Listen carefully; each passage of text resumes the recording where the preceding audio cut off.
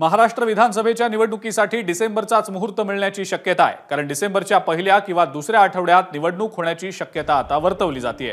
लाडकी बहीण योजनेमुळे ओएसिस फर्टिलिटीच्या तज्ञांनी आयव्हीएफ उपचार पद्धतीद्वारे 1 लाखांहून अधिक जोडप्यांना मातृत्व प्राप्तीचा आनंद दिला आहे। मोफत अपॉइंटमेंट बुक करण्यासाठी आजच संपर्क साधा। निवडणूक लांबणीवर गेल्याची चर्चा सुरू आहे। योजनेची अंमलबजावणी करण्यासाठी सरकारला पुरेसा वेळ मिळावा, यासाठी निवडणूक पुढे ढकलल्याचा अंदाज वर्तवला जातोय। हरियाणा सोबत महाराष्ट्राची निवडणूक जाहीर न झाल्यामुळे महाविकास आघाडीच्या नेत्यांनी टीका केली आहे। पवार, संजय राऊत आणि सुप्रिया सुळेंनी या मुद्द्यावरून सत्ताधाऱ्यांना घेरण्याचा प्रयत्न केला, तर विरोधकांनी प्रत्येक गोष्टीमध्ये राजकारण करणं योग्य नाही असं प्रत्युत्तर सत्ताधाऱ्यांनी दिलेलं आहे।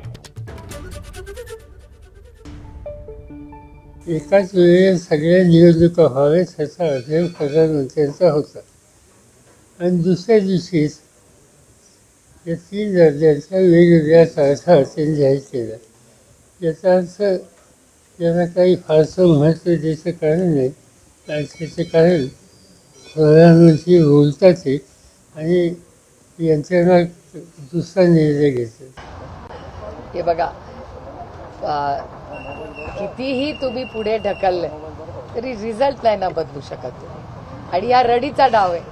म्हणजे जर लाडकी बहीण योजनेशिवाय हे पास होत नसतील तर ह्याच्यातच अपयश आहे या सरकारचं। महाराष्ट्रातल्या निवडणुका डिसेंबरला होणार असतील तर ही सत्ताधाऱ्यांची सोय आहे। ज्यांना महाराष्ट्रात पराभवाची भीती वाटते, ज्यांना राजकारणात पराभवाची भीती वाटते, महाराष्ट्रात पराभवाची भीती वाटते की आम्ही निवडणूक हारू, आता निवडणुका वेळेत घेतल्या, तर त्यांनी अशा पद्धतीनं हा डाव टाकलेला आहे। मुळातच निवडणूक आयोगाने या निवडणुकांच्या तारखा घोषित करायच्या असतात आणि आत्ताच त्यांनी ज्यावेळी तारखा घोषित केल्या त्यावेळी त्यांनी महाराष्ट्राबद्दल देखील खुलासा केलेला आहे।